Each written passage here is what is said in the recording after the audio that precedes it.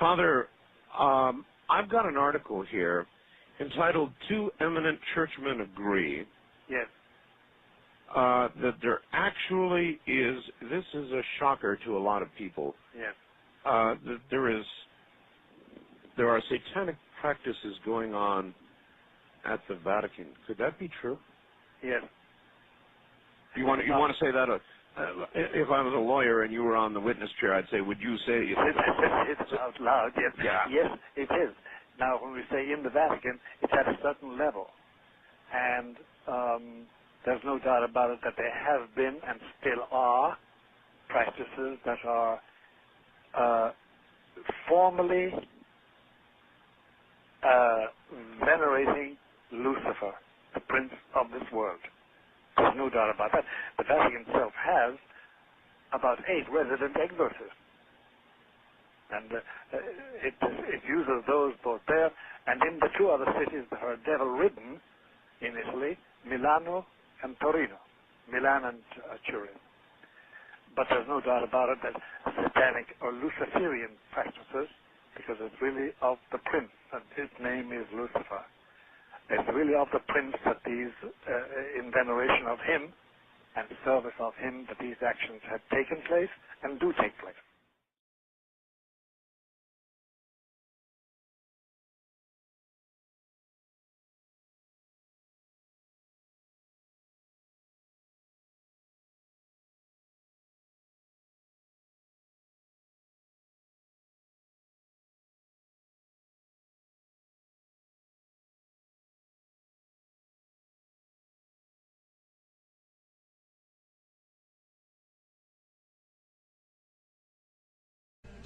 Qui licet sit divisus in partes, mutuati tamen luminis detrimenta non novi.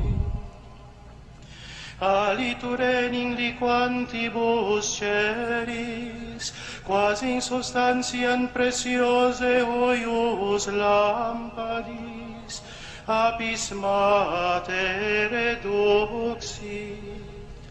O vere beata nox, in qua terrenis celestia, humanis divina iunguntur.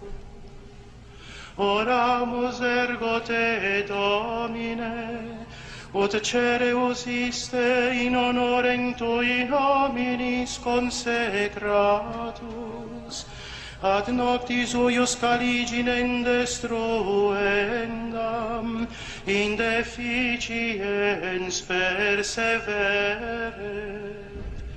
et in odorem suavitatis acceptus, supernis luminaribus misceatur,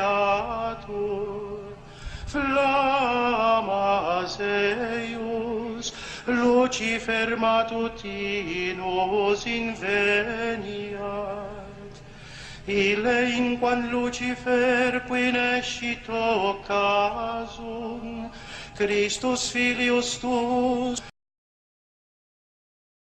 supernis luminaribus misceatur,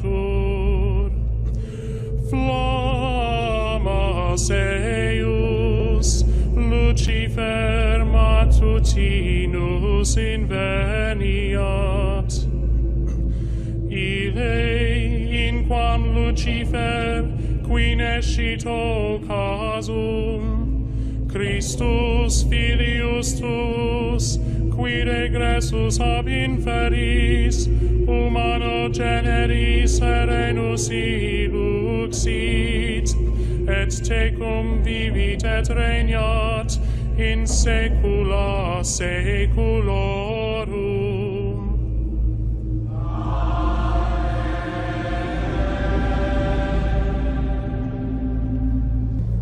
And I heard another voice from heaven saying, Come out of her, my people, that ye be not partakers of her sins, and that ye receive not of her plagues.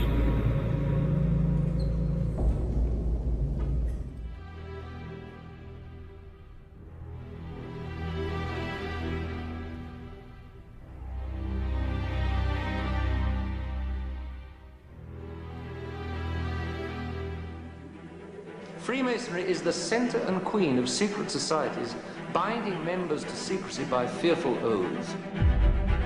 This hallmark of evil is confirmed by the wicked aims and the wicked fruits of Freemasonry, which are the overthrow of Christianity. And there are enemies of our Lord Jesus Christ right back from the moment he was crucified. That is the explanation of the paralysis of the Catholic Church.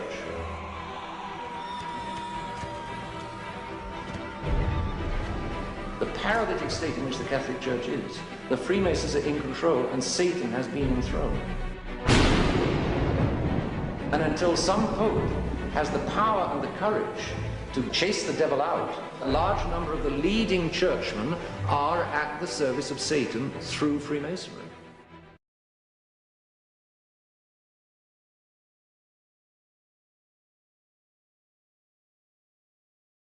If you ask, how can possibly a Catholic churchman get into Freemasonry, the churchmen are tempted to join what they can't lick. That's the basic temptation. They kid themselves that this process is going to lead to a bright and brave new world. And so that the way in which a Catholic today is really Catholic is not by staying faithful to the fuddy-duddy old crusty dogmas and doctrines. They must join this Masonic process rather than resist it. Freemasonry plays a very important part in how the church has got into its present mess. Humanly speaking, the situation is hopeless. The Lord God has allowed it to get out of control. It's a punishment. A lot of people today don't want the truth. They like their slush and their mush and their lies. It's a punishment. These churchmen want to become Freemasons. They're then the wave of the future. They're on the winning side instead of being on the losing side. Woe to you, O earth and sea, for the devil has come down to you in great wrath, because he knows that his time is short.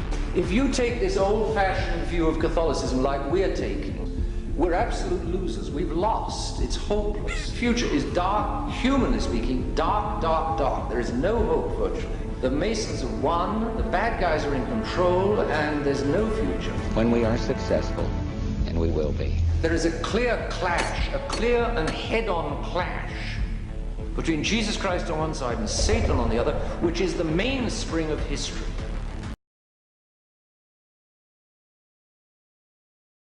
Hold that thought. Wait till you find out about the Vatican astronomer saying he's operating with Project Lucifer.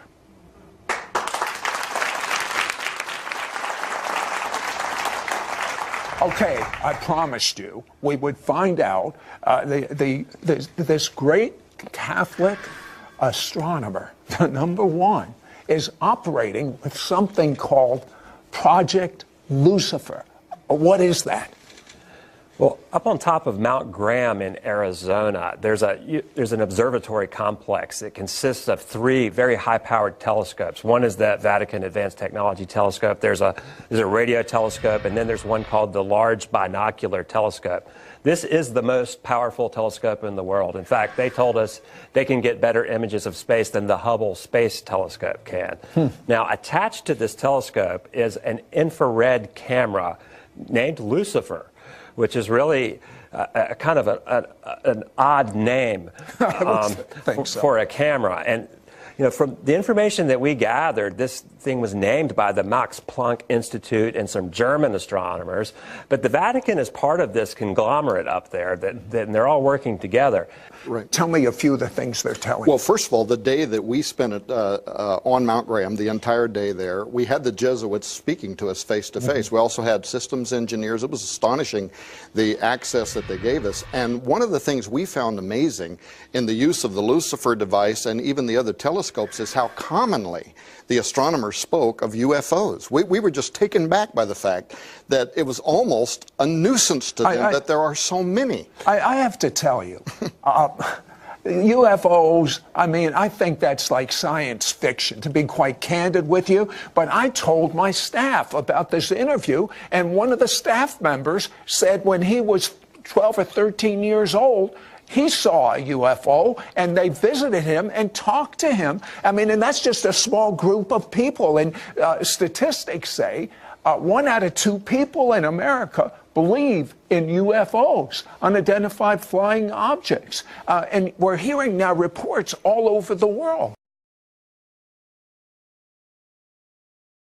The Roman Catholic faith, representing 1/6 of the planet's population.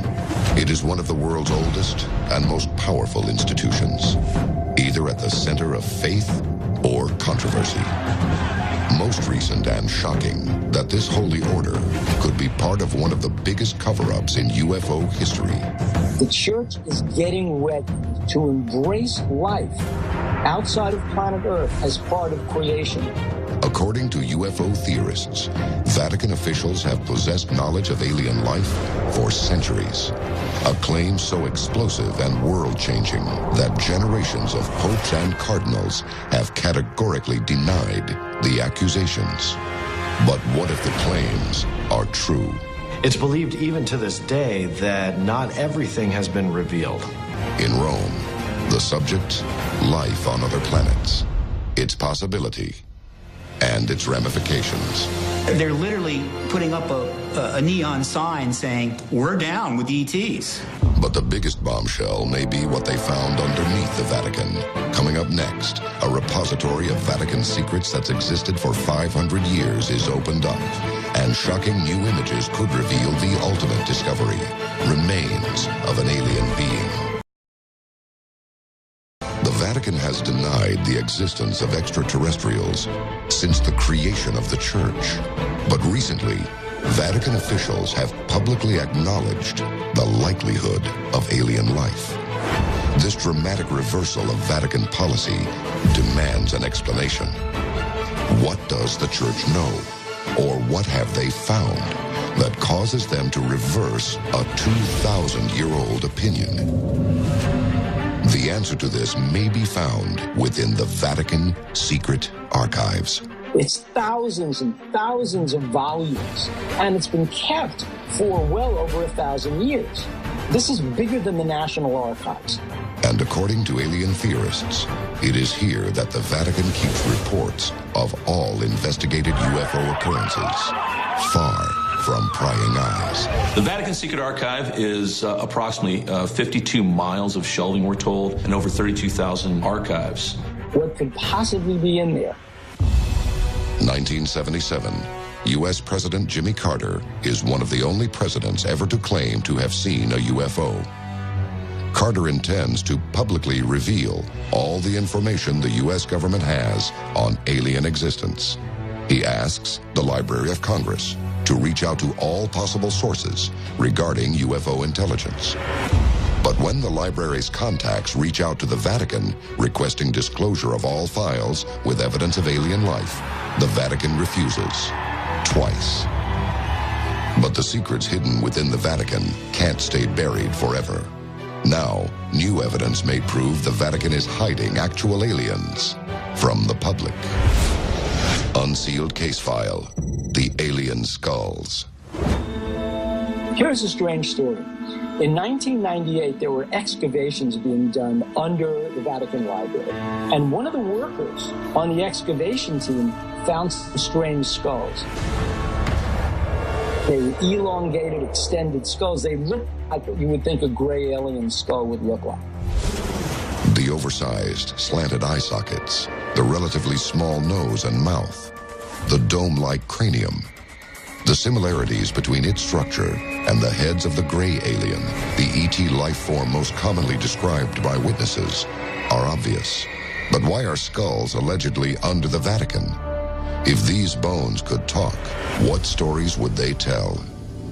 After the discovery of those strange skulls, Pope John Paul and the Vatican military closed all access to the site. What is the Vatican hiding? And did those skulls make their way into the secret Vatican archives?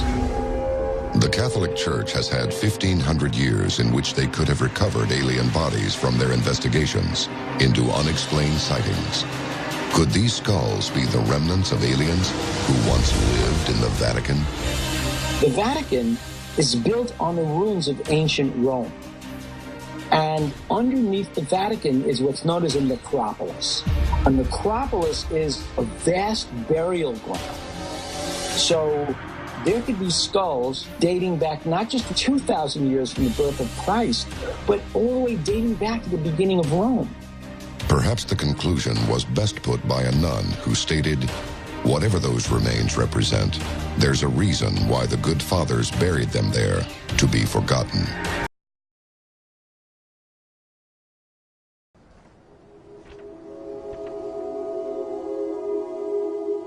It is an ancient writing filled with divine secrets, dreams, and visions. A tour of heaven and hell, guided by the angel Uriel. The Book of Enoch is named for the man who the Holy Bible says walked with God. Enoch walked with God after the birth of Methuselah 300 years, and had other sons and daughters. Thus all the days of Enoch were 365 years. Enoch walked with God, then he was no more, because God took him. The Book of Enoch is named for a man who's mentioned in one sentence in the book of Genesis. We only know one sentence worth of information about him. And yet, somebody stopped, paused on that name, and thought, Enoch. If he was taken up into heaven, what might he have seen? It is a daunting manuscript. 5 volumes containing 108 chapters. For many ancient Christians, the Book of Enoch was essential. Yet it was banned from the Christian Bible. We don't know why this literature was ultimately excluded from the canon. Perhaps it's because of its description of the fall of the rebel angels and their mating with mortals. Perhaps its understanding of the end of time fell out of favor with Jews and Christians. The Book of Enoch begins with a warning to all humanity that a divine judgment has been rendered and a sentence will be imposed. God tells Enoch that all life on earth will be destroyed in a violent flood. And, as with the story in Genesis, God blames this evil on the sons of God, angels who lusted after the daughters of men. These angels are sometimes referred to as watchers. They keep constant watch. And they decide one day, about 200 of them, that they're going to descend to the earth. They would like to very much make contact with these mortal women. The Book of Enoch may have been an attempt to expand on the mysterious giants, the sons of God, and the daughters of the earth, spoken of in Genesis. Anytime you read the book of Genesis, there are all kinds of unanswered questions. Suddenly, there is this quick few verses at the beginning of the flood story about giants in the land that come from the sons of God mixing with the daughters of the earth. And you stop and think, wait a minute, what's this all about? It's like it went by too fast. And you want to grab it and say, wait a minute, what was this? The Book of Enoch offers a disturbing vision of the fall of the angels who lust after earthly women. And they began to go into them and to defile themselves with them, and they taught them charms and enchantments. And they became pregnant, and they bare great giants whose height was 3,000 ells. And when men could no longer sustain them, the giants turned against them and devoured mankind.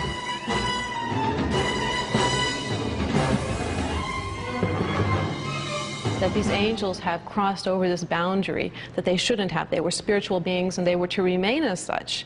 When they decided to descend upon earth, this unleashed upon the earth all sorts of problems. Not only these giants who are bloodthirsty and violent, but also these angels went on to teach humankind a variety of forbidden crafts. They also taught human beings how to make weapons of war. Now, the good angels, the ones not tempted by these beautiful women, go to God and say, you know, there's a lot of bloodshed caused by these bad angels. At which point God says we need to bind Azazel, the sort of lead fallen angel, to bind him and to then cast him into a pit. Peru. It's here where Peruvian archaeologist Julio Tello made an amazing discovery in 1928. And what he found was a massive and elaborate graveyard containing tombs filled with the remains of individuals with the largest elongated skulls found anywhere in the world. Now, they've been known as the Paracas skulls, and in total, Tello found more than 300 of these elongated skulls, which are believed to date back around 3,000 years. Now, they took a DNA analysis of one of these, and it's been some time, but now the results are back, and expert Brian Forrester has released preliminary information regarding these enigmatic skulls, and what he has to say is pretty crazy. Let's see if they got a statement right here. He says that it has mitochondrial DNA with mutations unknown in any human, primate, or animal known so far. But a few fragments he was able to sequence from the sample indicate that if these mutations hold, they are dealing with a new human-like creature, very distant from Homo sapiens, Neanderthals, and others. So he's basically come out, and he's got the full interview right here. I'll leave a link so you guys can check it out. But it's interesting, I believe, because what's different with these skulls than others is that the shape of them is different because of the volume. Now, people can go back in time and look and see where they've shaped their heads with boards by binding and flattening, but that's always shown that they can change the shape of the head, but not the volume. Just like if you had a piece of pottery, you could change the shape of it, but not the volume. It's written in your DNA. So they're saying that these skulls were made like this naturally, and that the plates that humans have in their skull, they have two. These have one large one, and they're made like that.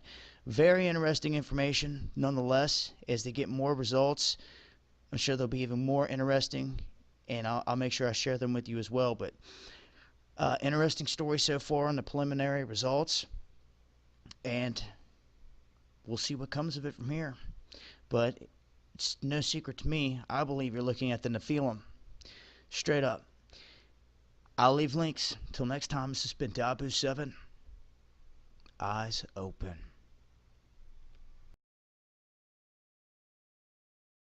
Pope Francis has called for world financial reform, saying that we suffered from a dictatorship of the economy, that the financial system had made life worse for millions of people in rich and poor countries, and he said there was a cult of money.